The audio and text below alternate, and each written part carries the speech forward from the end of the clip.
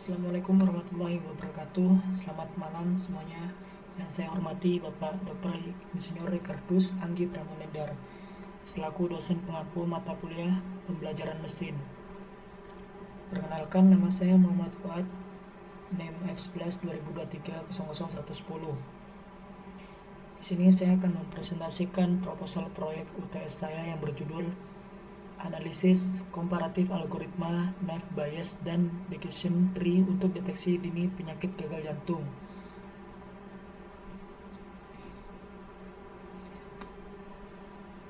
Baik, pertama, proyek ini dilatar belakangi oleh tingginya angka kematian akibat gagal jantung secara global.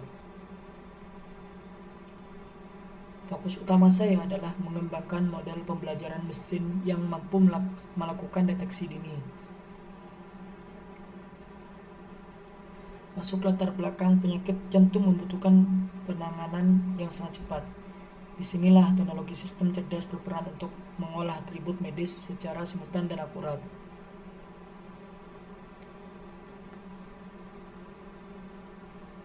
Pada ringkasan proyek, saya menggunakan dataset klinis yang terdiri dari 918 observasi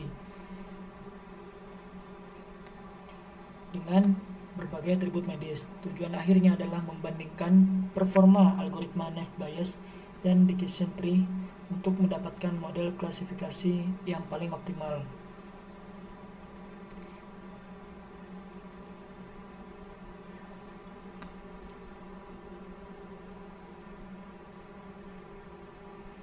Rumusan masalah dalam penelitian ini ada dua. Pertama, bagaimana perbandingan performa Naive Bayes dan Decision Tree dalam kasus ini. Dan kedua, algoritma mana yang lebih unggul, tidak hanya dari sisi akurasi, tetapi juga dari sisi interpretabilitas bagi tenaga medis. Solusi yang saya tawarkan adalah alur kerja supervised learning yang mencakup pre-processing hingga evaluasi komparatif.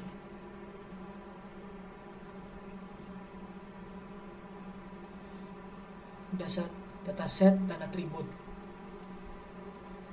Dataset yang saya gunakan adalah heart.csv dari repositori publik UCI dan Kaggle. Terdiri dari 11 atribut termasuk fitur numerik seperti kolesterol dan tekanan darah, serta fitur kategorikal seperti tipe nyeri dada.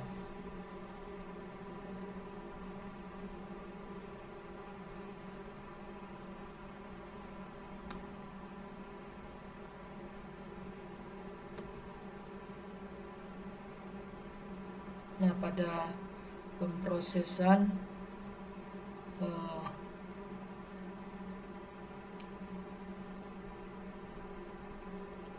saya akan melakukan encoding pada data kategorikal dan scaling atau normalisasi pada data numerik.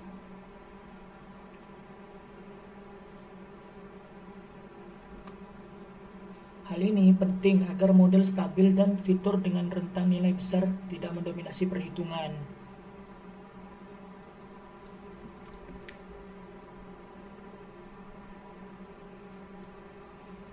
Nah, untuk rancangan eksperimen, saya membagi data dengan rasio 80% training atau pelatihan dan 20% untuk pengujian.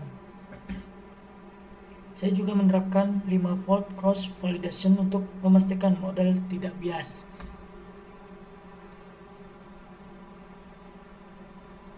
Beberapa parameter yang saya siapkan antara lain var smoothing untuk Naive Bayes serta pengaturan max depth pada Decision Tree guna mencegah terjadinya overfitting sehingga model tetap akurat saat diuji dengan data baru.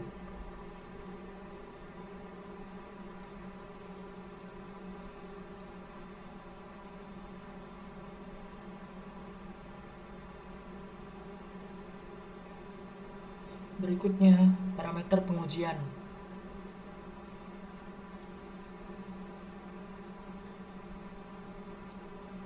Beberapa parameter yang saya siapkan antara lain Varus mapping untuk naive Bayes dan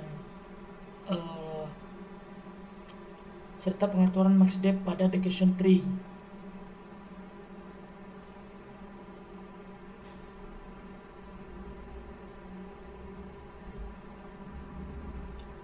Berikutnya, evaluasi matriks. Model akan dievaluasi menggunakan matriks standar. Namun, saya ingin menekankan pada metrik recall atau sensitivitas. Dalam konteks medis, recall adalah metrik yang paling krusial.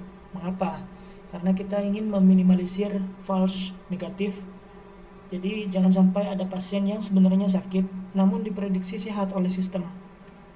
Nah, tentu saja akurasi dan F1 score tetap akan dipantau sebagai penyeimbang.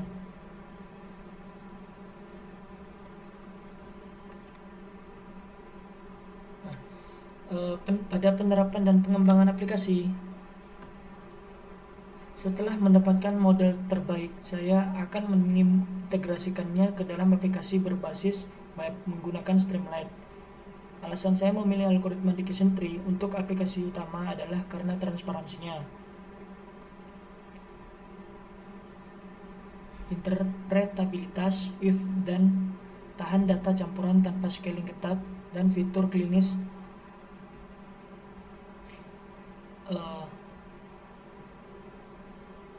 Arsitektur sistemnya sederhana. Model diekspor dalam format PKL menggunakan Pickle, lalu dijalankan secara real time di antar muka Streamlit.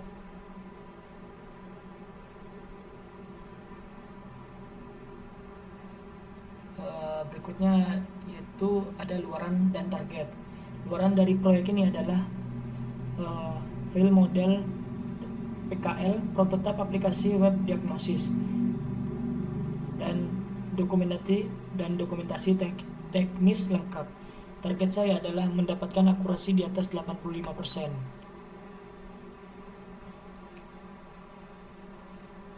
Berikutnya juga ada jadwal penelitian. Penelitian ini direncanakan selesai dalam 14 minggu, dimulai dari studi literatur dan analisis data pada bulan pertama.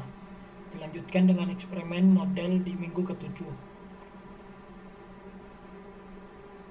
Hingga pengembangan aplikasi dan finalisasi laporan beserta video presentasi pada minggu ke-13 dan 14. Di sini tertera kegiatan, minggu, dan alokasinya. Demikian presentasi proposal proyek saya. Terima kasih atas perhatiannya. Mohon maaf jika ada kekurangan. Wassalamualaikum warahmatullahi wabarakatuh.